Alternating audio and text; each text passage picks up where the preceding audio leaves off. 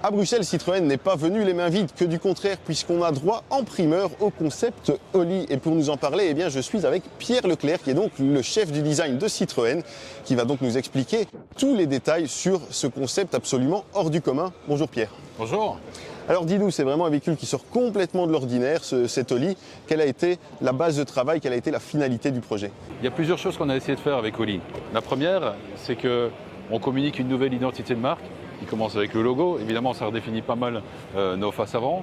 On a quelque chose assez identitaire en termes de DRL, de feu, de phare également, et puis de langage de forme.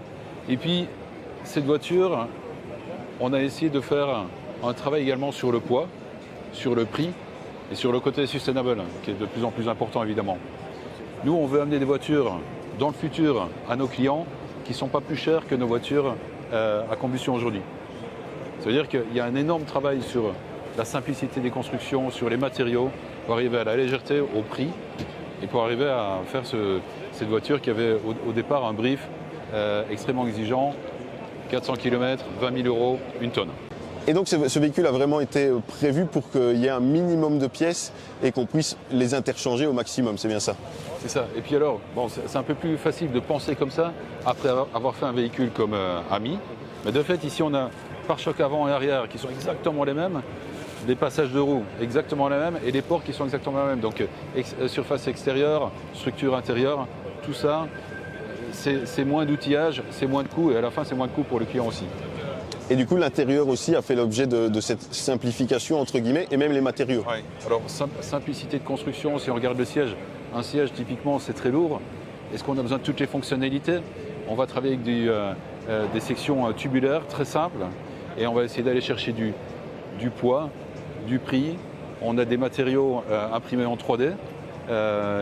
Avec l'aide de BASF, on a développé des dessus de sièges qui sont non seulement bons pour la planète, mais ensuite qui sont transparents, on peut s'asseoir dedans, il y a plus de visibilité vers l'avant, ils sont légers, ce sont des structures qui ont été faites pour pouvoir avoir la bonne résistance là où il la faut, et puis des structures plus légères pour avoir plus de confort là où il le faut aussi.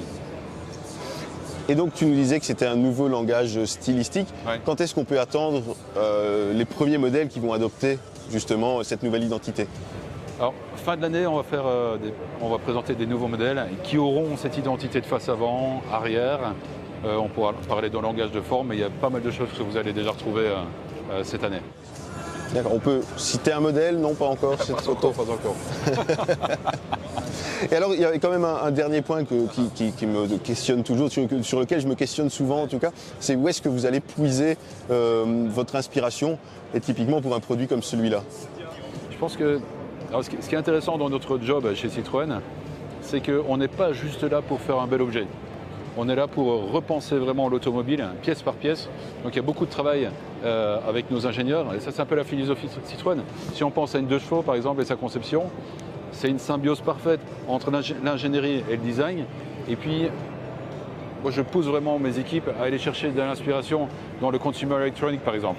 Pas nécessairement dans l'automobile. Et ça va nous différencier aussi d'autres marques qui vont être beaucoup plus automobiles que nous. Ben parfait, ben merci beaucoup. J'ai hâte de découvrir ce que ça donnera en production. Et puis j'espère qu'on pourra se revoir pour en parler en fin d'année. Avec grand plaisir. Merci. Merci. Au revoir.